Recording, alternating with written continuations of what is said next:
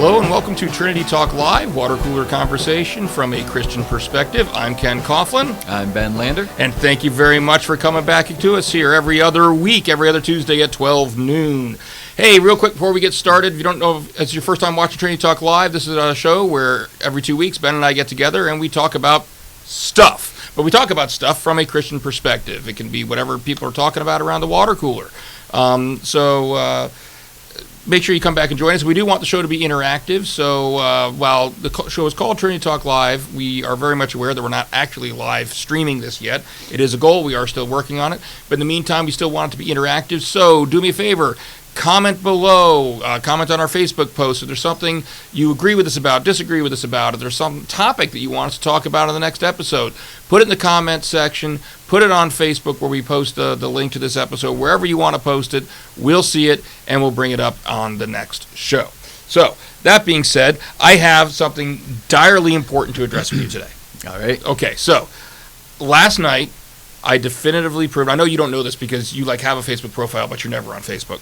I actually started messaging you. I was going to link one of the things, the stories I want to talk about today. I was going to send you a link to it in Facebook Messenger, and I realized, why would I do that?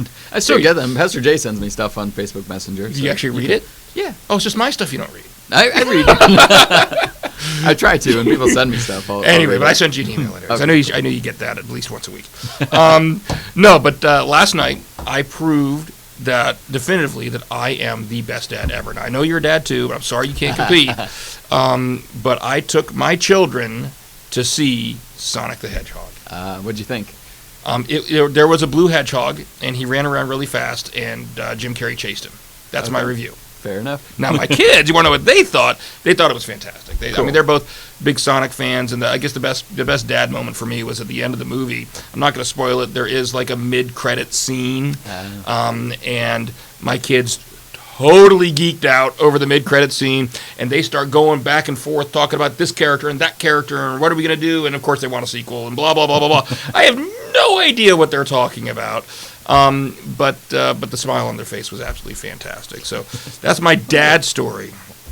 There's nothing like the smile on your kid's face. You want to know what I thought of the movie? I loved the movie because of what it did for my kids. Fair enough. There you go. So are your kids at all into Sonic's probably? Are they too young for Sonic? They know Sonic? Well, I played Sonic growing up, and so Levi. Aaliyah's not so much into video games yet. She's 5, but Levi's starting to get into video games. So we have like the old version downloaded on my old PlayStation, and he's played it before, so he knows Sonic. The classic. See, I had, when I was in law school, and so this is about when you were born, I had an original Sega Genesis, and of course the big thing, that's what, Sonic was the game that came with the original Sega Genesis. You bought the Sega Genesis, you automatically got the original Sonic the Hedgehog.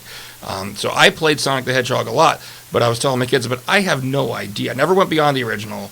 I have no idea who any of the characters are. My interest in Sonic the Hedgehog was little blue dude that turns into a ball, goes really fast, and, get coins. He's got like a whole cast of characters. Yeah. I know, and they know all this stuff. There's an app game, actually, I forget now. Levi plays it, Sonic Dash. So, yeah, he does know Sonic. And they were talking that. Okay, see, I didn't. My kids were talking about the Sonic Dash last night. Again, that's one of those things in the category I had no idea what they were talking about. Yep, now it's an app game. So, anyway, so that's my review of Sonic the Hedgehog.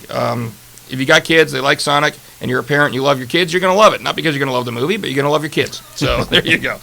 But no, actually, it was better than I thought it was going to be. And that's most of the reviews that I've been seeing about it were saying that. The people were expecting it to be, one of these just stupid, filled with, shall we say, lowest common denominator humor. But no, it was, I'm not going to say this is some Academy Award winning movie or anything, no. But I don't feel like I wasted my time there. It was enjoyable. So, yeah. All right, so that's it. That's our show for today. Thank you very much for tuning into the review of Sonic the Hedgehog. No, we got to talk about some other Christian stuff. So we'll start with my story that I put out there. You know the Babylon Bee, right? Yeah. Yeah, I like the Babylon Bee. I like them a lot. For those who don't know the Babylon Bee is a Christian satire news site, and most of their stuff is so over the top that you should know it's satire right off the bat. I mean, but it's absolutely hilarious. And like I said, it's from a Christian perspective, kind of like this show. Well, what happened recently, and this was, I don't know if I can tell exactly. Oh, this posted, here we go, February 19th. They posted a story, one of their satire news stories, that has some people upset because they think that as much as good satire is good satire, that this one might have gone over the line. And the headline of the news story is "Report: God the Father has been telling everyone dad jokes for all eternity." And if you read the story, I'm not going to go through the whole story, but it's essentially utilizing the Trinity as its, I guess, the base for the joke, where you've got God the Father telling dad jokes to God the Son and God the Holy Spirit, and them rolling their eyes at him and all this kind of stuff. And, let's start with you. I mean, that's the story. What are your thoughts on it? Yeah, so when you sent me that, I looked at that, I read the article. Humorous. I've also read kind of some of the comments on both sides, and I'm trying to place where I fall on this because, I think as Christians we need to have a high view of God, and any time that God is the butt of a joke, we have to be careful that it doesn't cross that line. Does this do that? That's where I'm trying to discern where I fall. Yeah. I think we do. I do see the point of you run into dangerous territory anytime that you have the potential to minimize the holiness and awesomeness of God the Father, or the Trinity, the Godhead.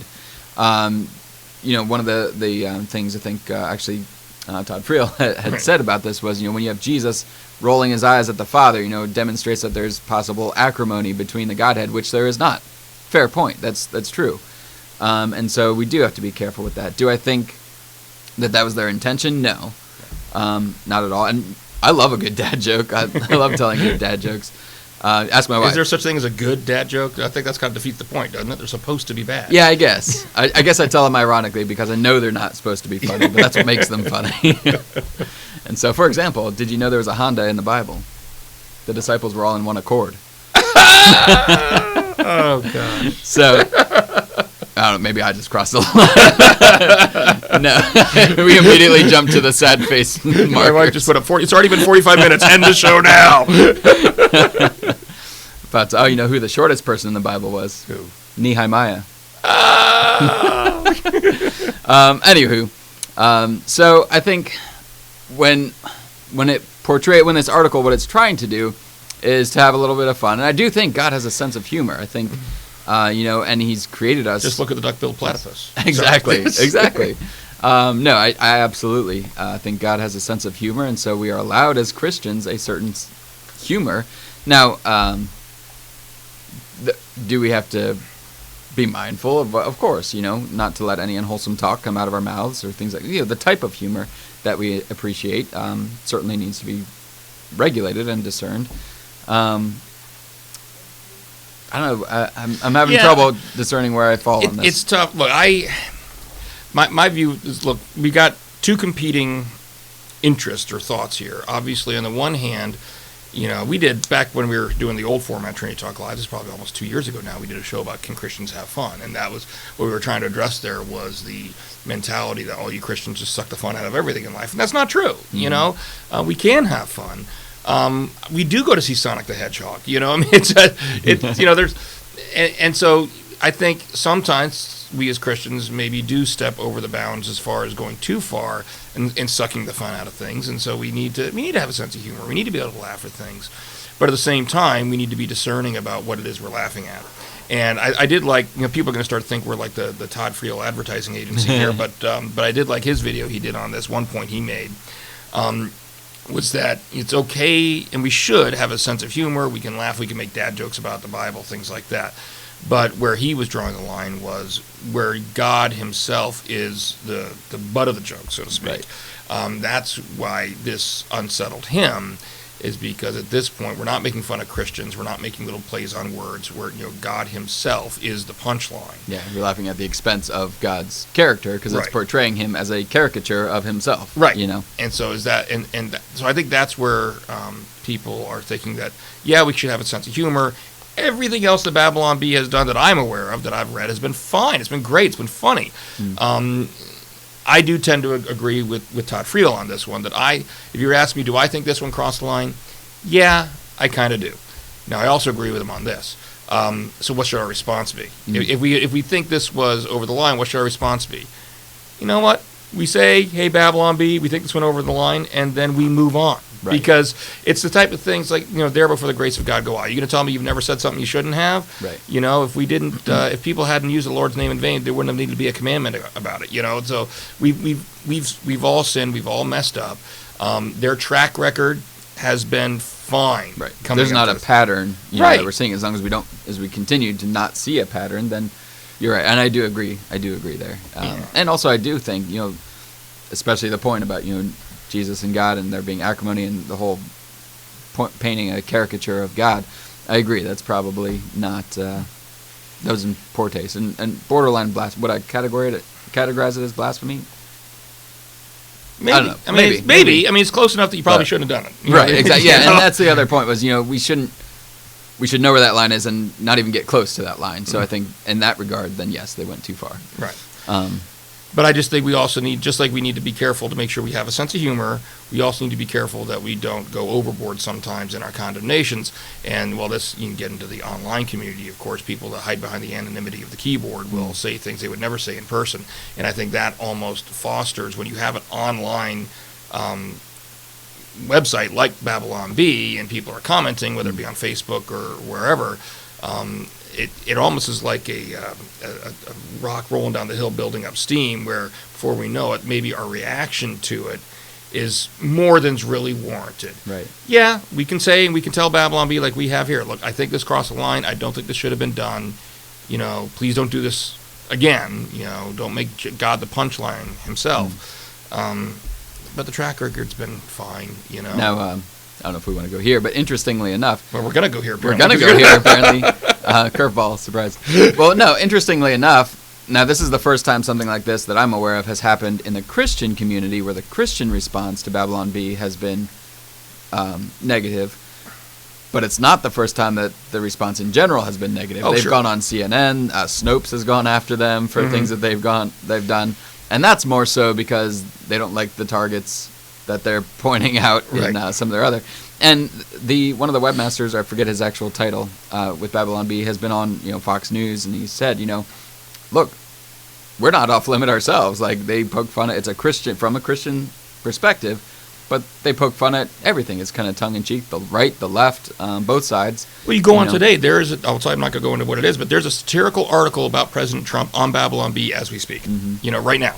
And so people that tend to think that the Babylon Bee is a right-wing political satire site, it's not. It's satire of everything from a Christian perspective. Right. So anyway, so there you go.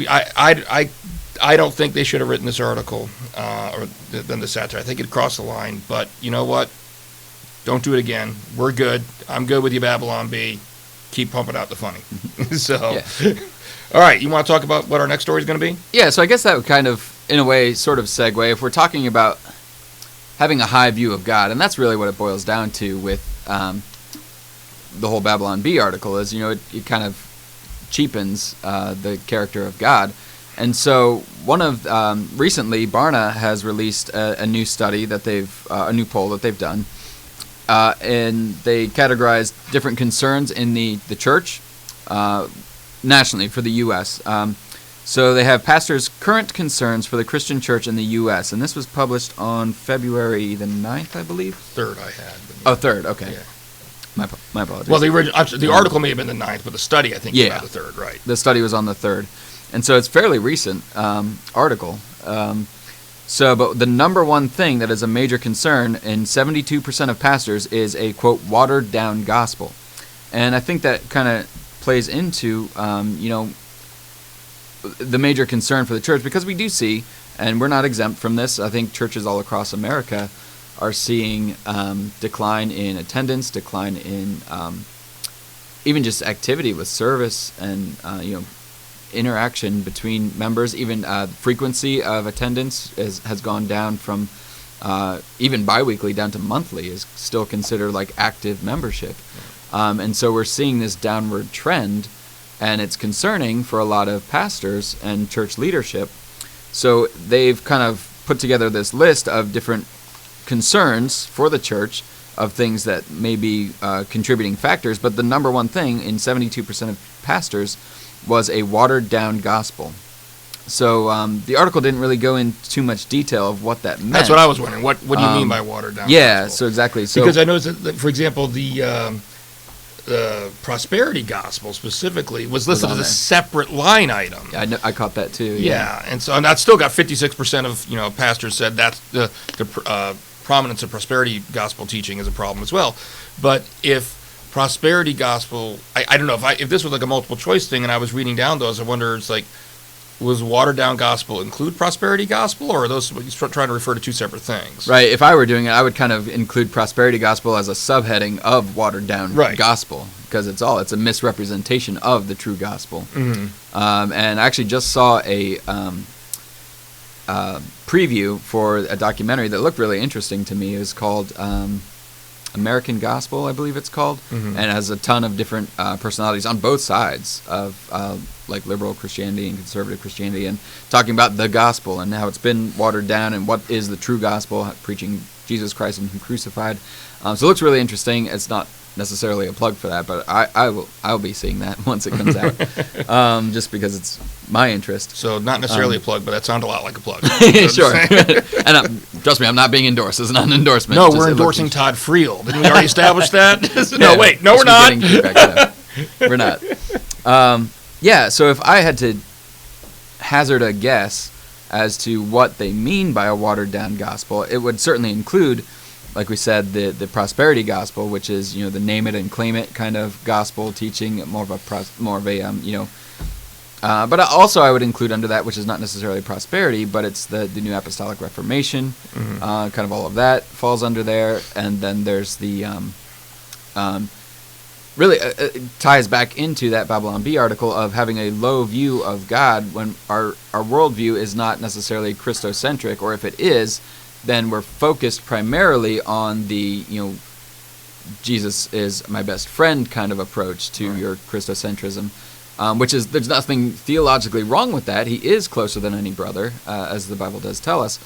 But if that's, and again, going back to what Mr. Friel said, if that's our only, our sole focus on how we view God or Christ, then that's going to lead to a watered-down gospel, because it's going to detract from what he came. And again, going back to the Babylon Bee article, it says when reports say that Jesus left heaven primarily to get away from the dad jokes, that again, that detracts from what the true gospel is. Right, exactly. Right, yeah. So I guess my issue, one of my issues when I read this, I guess, is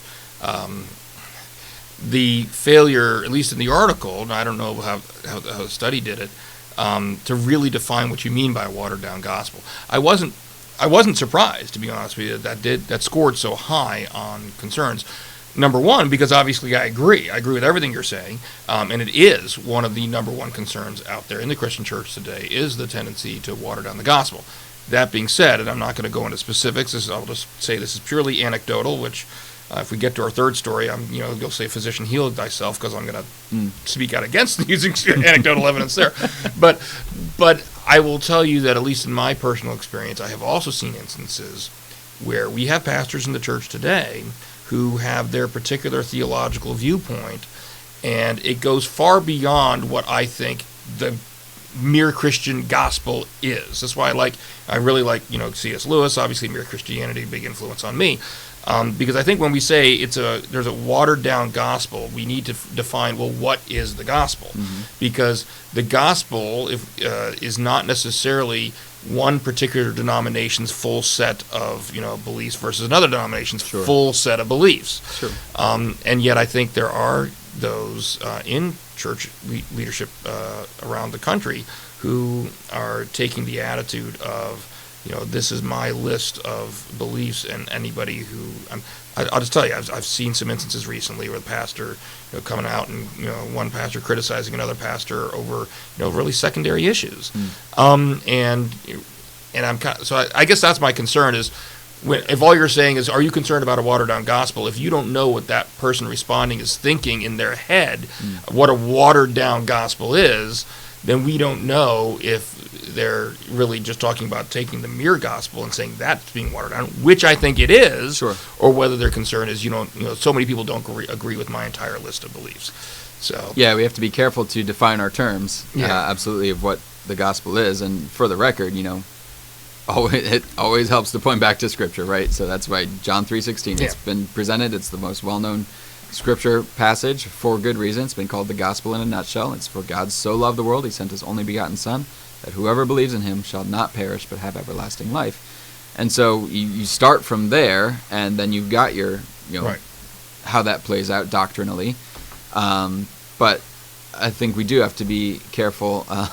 Sometimes in Christendom, we tend to pick apart those secondary issues where we're fighting amongst ourselves and Right. really just losing traction in the world, in our evangelism too, because people in the world see that infighting and say, well, why would I want any part of that? And that's not a we're supposed to be conveying to the world, right? Sure, exactly. So there's a fine line. I think we have to remain true to the gospel, absolutely. And I think you're right that it is being watered down, so to speak, where even that is more so we're focusing on it's okay, sins are not sins, they're just mistakes. We're not really preaching, law and gospel or repentance, right? Jesus, the full gospel, when Jesus says repent for the kingdom of heaven is at hand, that's kind of, we have to get to that point. You have to get to the cross before you can get to the salvation, Right. Easter.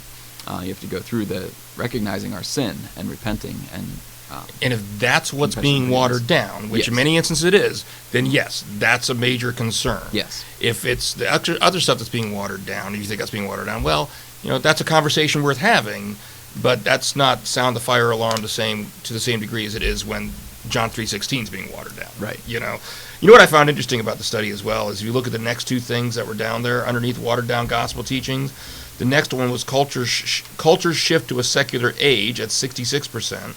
A pastor saying that's a problem, and poor discipleship models at 63%, saying that they felt that that's an issue. And I look at those two, and I can't help but think that those two probably contribute to what's up at number one. Mm-hmm. I mean, we're watering down. I mean, if you don't have a good model, a discipleship model, somebody who's carrying you along, who you're learning from, then you're going to potentially end up with a watered-down gospel understanding. Mm-hmm. If you're allowing, with our culture shifting to very much more secularism, and you're allowing yourself to be influenced by that, well now, and we see this in a lot of churches today, you're basically changing the gospel to accommodate secular expectations. Right. And so a lot of these, I agree, these are all very big concerns, but I think a lot of them are interconnected. Yeah, absolutely. I think we are seeing a watered down gospel because we are catering to more of that seeker sensitive movement. Instead of asking, we're going out and asking, well, what would draw you to our church, mm-hmm. right? Well, if you're drawing unregenerate people, then you're asking them to conform now, and then that's not gonna mesh, So, yeah, you're right. It's all interconnected, and I think we're seeing that with a largely biblically illiterate generation. Younger generations have not grown up with. I was just watching something the other day when somebody had said this, and it rang true for me. They said the generation today, the younger generations, have not grown up with the Bible, and so they're pretty quick to throw it out. And so because it's not it's not at their core, it's not at their foundation. They don't really know Scripture or doctrine, and so what would cause them to have a concern even for the true gospel, which I think all the more shows the need for maintaining biblical truth. Hey, speaking of the younger generations, why don't you use that as a transition to our third story of the day? Segue. All right, so this one, don't give us too much flack for. Well, I'll present it. Read the story. Just wait till he's done reading and we start commenting before you start commenting. How's that, okay? Sure. This is from AlterNet, but they had an article on here that said, here's how Christian fundamentalist homeschooling actually hurts kids. Again, wait till we're done before you comment. I'm not going to read. It's a rather lengthy article, so I'm not going to go through the whole thing. But basically, this journalist or whoever wrote this article was saying that she's seeing a a growing concern in specifically Christian, what she classifies as Christian fundamentalist homeschooling families, and what she's seeing come out of that, their experience, is a lack of education. She calls it educational neglect. There's several different factors that she puts into it, and a lot of it is anecdotal evidence. She sees interviewing a lot of these families, but she's making the case that, the more and more she hears these anecdotal evidence, it kind of points to it's not just a fringe issue, not just a marginal issue. Yeah, but you notice where she gathered her data from? The Midwest. Well, not just the Midwest. where she actually went. Here's my issue. Yeah, I understand this is someone who was homeschooled herself, and for one reason or another was not happy with the outcome, and has gone. When she started out her article, she says, so I had all these kids that I knew growing up that we kind of lost track of each other, and then we reconnected on a support blog called No Longer Quivering, is what they know. Quivering referring to the families with a whole bunch of kids, I guess. So if you go to a support blog, what kind of people do you think you're going to find? Like-minded people. Exactly. People who are like-minded, who have this mindset already. Anyone who's done any kind of sociological research is going to tell you that would be a huge no-no, And so I don't want to diminish the concerns when these things happen. And certainly, I guarantee you there are homeschoolers, whether they be Christian or not Christian, who are neglecting what they should be doing. Absolutely, especially in states that maybe don't hold their feet to the fire as much. But the other thing she said, she kind of went on towards the end of her piece about how there's really just no way to test these things. You can't get the statistics aren't available. Yeah, they are. Yeah, they are. There's been tons of studies on the effect of homeschooling, and they almost universally show that and keep in mind, just in all full disclosure, my kids aren't homeschooled, so you can't accuse me of being homeschool biased. My kids go to public school. Let the comments flow now. Criticize me all you want, okay? But they're not homeschooled, and yet the statistics pretty universally show, these research shows, that they do tend to perform better on standardized tests. They do tend to go to college at higher levels. They do tend to have a higher graduation rate of college if they were homeschooled to begin with. So I think that she's maybe, got her finger on the pulse of something that is a legitimate concern, but I think she's blowing it way out of proportion, and she's not really being fair in the way she's presenting the information. Yeah, absolutely. And anytime that you have I'm not sure, actually, I don't remember if she said in this article how big her pool actually was of those that she interviewed. She just lists anecdotal story after anecdotal story. It's not really a legitimate research per se. So, and I'm actually on the other side. We actually just made the decision to homeschool, and we have. Well, you're totally biased then. You can't say anything then. No, and I think, in all full disclosure, in all honesty, I have. This concern is constantly at the back of my mind because every parent wants what's best for their kid, and so I want my children to be receiving the best education that they possibly can. And we have, actually, my son Levi went to first grade here at Trinity, and it was a fantastic foundation. Wouldn't change it at all. He had received a great education here. Major deciding factor for us was kind of several pronged. Primarily just scheduling and the way our family structure allowed for it to be able to do homeschooling at this stage in their life. When we sat him down, we had a conversation with him, we explained everything to him and said, look, this will give us opportunities where maybe it wouldn't in a traditional school setting. And so he agreed that he'd like to try it. So, and we're not set one way or the other. We're open to reevaluating, and that's constantly what we want to be making sure that we're doing.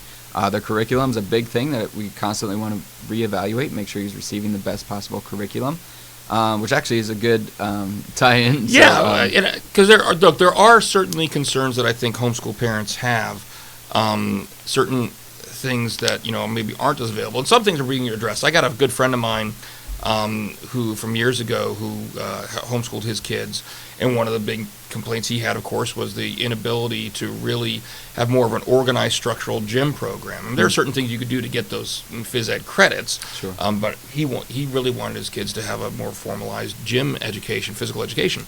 And so he set up a homeschool gym program at our local Parks and Rec office.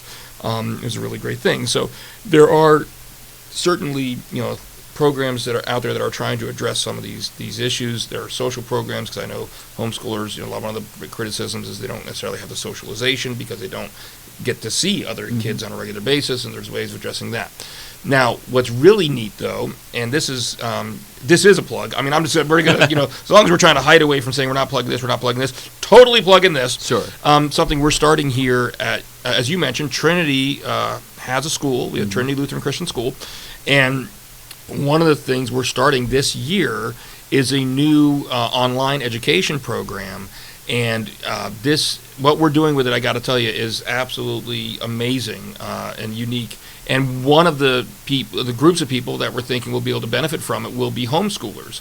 And what it is, it's because we have the infrastructure in place where we have an existing on-campus physical school, we have advantages that a lot of other distance learning and online education programs don't. Lots of times when you have an online school, or even with, whether it be a homeschool program or something else, or seminary, college, whatever, what you've got, if you've got a lecture at all, you've got a talking head. It's a lecture. It's a person staring at the camera and talking at you. I should be looking at this camera. That's my close-up. Staring at the camera and talking at you like this. How boring is that? Okay. But what we have here, especially when you're wearing a black shirt. Exactly. Okay.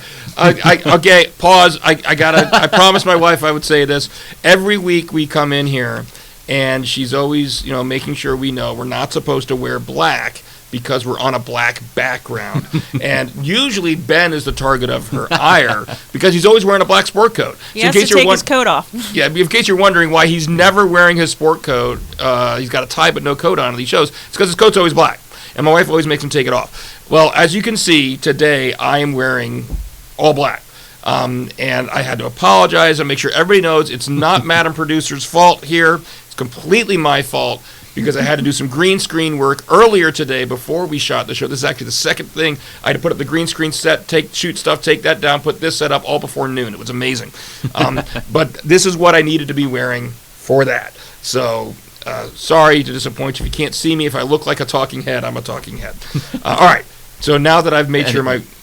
What? I was just saying, anyway. Anyway, sorry. Getting back, now that I've duly pointed out that this is not my wife's fault, let me move on. So, Trinity Lutheran Christian School, because we have the advantage of an on-campus school, a lot of kids, may be homeschooled, whether it be for, emotional issues or something along those lines, where they just aren't in a position to handle that environment, the public school or even the private school, and being around other kids, they're not able to do that. But you might still like the level of interactivity you have with actually having, a personal teacher that, is there teaching the class, and that you can interact with and what have you. As much as you can make it a classroom setting with still being distance learning. Distance learning, and that's what we're doing. You're going to have the option, for example, we're going to be basically going into our regular classes that are happening during the day. And we're using Microsoft Office, the Microsoft Office suite, to bring a really unique learning environment where you're going to have, for example, the video feed of the actual teacher teaching. You're going to have a video feed of the actual smart board that they're writing upon or displaying things upon. You at home, or the student at home, is actually going to have the option. You can toggle back and forth between them at your wish, depending on which one you want to see. You can have them both on your screen side by side, watching both at the same time if you want. You're going to have the ability to, raise your hand digitally. The teacher can see you. The teacher can call on you. You can turn on, click a little button, your mic goes on, and you can actually speak to the teacher from your home into the classroom, and the teacher's going to be able to respond to you. We actually have something called a whiteboard app that you can use, which will actually display whatever's on the smart board there in the classroom. Not only will it display on your whiteboard app on your device, your tablet or what have you, but let's say the teacher puts a math problem up on the board, and you always see the whole, old things, old movies. Well, come on, Johnny, come on up and solve this problem. Yeah. Johnny can be sitting at home and still be able to come up to the board and solve the problem, because what will happen is that it's going to display on his whiteboard app, and he's going to be able to write on his tablet out the answer to whatever the teacher's asking, and it's going to appear not only on Johnny's little whiteboard app at home, but it's going to appear on the smart board right there live in the classroom in front of everybody else. Now, if participating at the exact time of the class isn't convenient for you, These are all recorded as well, and you can come back and you can watch them later on as well at the time. But it's whatever your homeschool schedule is, But it's you have the advantage of being able to get a degree from a fully accredited school. If you go through the distance learning program, it's the same as if you were an on-campus student. It's not called a degree. Whatever it's called, it's accredited. All right, you graduate. It's a diploma. It's a diploma. Well, it's Fine. not really a diploma for middle school, though. We'll call it a middle school diploma. I'm not Okay. the head of school. I'm the tech guy, but one of the tech guys, Ed Smith's Are you and Laura giving Smith, away give all them our credit. trade secrets too? I am. No, but that's the point. Is this is and you don't have to do the whole thing. If you want to do the whole curriculum, you can. If you want to pick and choose individual classes, you can do that as well. Things that aren't necessarily available to homeschoolers. We're going to have like a robotics class that you can do through distance learning. We're going to have Christian education classes that you can do through distance learning, and so that is something that it's either for distance learning for homeschoolers if you just want to supplement what the homeschooler what you're learning. If you do like, I don't know, you started homeschooling this year? Yeah, we just started this year. What's it like? Because I haven't homeschooled a kid. So what is a typical homeschool curriculum like? Well, and that was one of the things actually, which I think is so neat about this, because it really fills that gap where there are good curriculums and then there are not so good curriculums, and it's really daunting. Like for us getting into this, we're like, whoa. If we didn't have the support group that we have, because we have a co-op that we formed through our small group, which is really neat too. So there's 4 families total that are in this kind of co-op out of our small group that have decided to homeschool and do it together, and they've been doing it longer than we have. So if we didn't have that support of trying to pick out a good curriculum, we would have been like lost. We wouldn't have known what we were doing. So you do have to kind of be discerning with the curriculum that you choose. Some of them, so just the typical, we use ACE, I'm sorry, Advanced Christian Education. Now I will say, like, some of that we did have to supplement. So we also got a subscription to education.com with a lot more like supplementary things, because some of the way Levi tested, he was advanced for his grade. He was in 2nd grade. He tested more advanced, so we wanted to supplement that with things that would challenge him a little bit more. But something like this, I think, provides an excellent opportunity to have more of those supplementary things, or if you want to do the whole curriculum, and still provide that flexibility in schedule, which was huge for us, one of the deciding factors. So homeschooling can look very different depending even from family to family in the same state. And so at least that's what we're finding out. And even though the state kind of does regulate, for example, in Maryland, I think they only require once a year, but you can go more than that. You can schedule with the particular school district that you fall under. You can schedule with them more appointments to kind of gauge where they're at. But at least once a year, you have to take your portfolio of everything they've done throughout the year and hand it in, basically, to be assessed. But other states, from my understanding, don't necessarily have that even, and so they're able to get away with a lot more negligence, what she's calling less negligence. But I think something like this is just really kind of bridges that gap between traditional learning and distance learning. Right. And like I said, it works completely within your schedule. If you want the level of interactivity that we're offering, and your students in a position where they can, participate and get online at the time the live class is going on, then go for it. If not, you're still going to have access to all the same thing the kids in the class do, minus obviously you won't be asking the teacher live questions to a recording, but you're still going to have the smartboard feed, the video feed, all that's still going to be available to you. Did you say when this is up and running? Well, we said 2020. We're kind of piloting it right now, but definitely by this fall, it's going to be full enrollment, ready to go. And like I said, whether or not we're going to have anything up sooner than that remains to be seen. But if you do want more information on, this is the tip of the iceberg right now. There's a lot more obviously involved in this. But if you do want more information, I'll go ahead and I'll put the school's telephone number on the screen. You can call that, or you can also keep an eye on the school's website. The school's website is tlsonline.org. Keep an eye on there for enrollment information as soon as it becomes available. So, all right, Great. Very good. Anything else you want to talk about today? I know you like to throw curveballs. Oh, no, wait, that's me. No, that's you. I should be asking you if you have anything you want to throw at me. No, we already talked about Sonic the Hedgehog. That's the important thing. I got that in. You get the important stuff in right away. So, No, hey, thank you very much. This is great. And thank you all for watching. Hey, don't forget, every 2 weeks we're on here. Every Tuesday at noon is when this airs. Please subscribe to the YouTube channel so you can stay up to date on this and all the other programming we've got here available. And don't forget to comment below, comment on Facebook, on our Facebook page, which is Trinity Joppa Channel. You can send us emails. On our whiteboards. Right on our... It'll appear automatically on our smartboard. Oh, wait, no. Maybe that's it. We should do one of these things. We should do one of these things in a classroom and get the smartboard. Yep. That'd be pretty cool. That would be really awesome.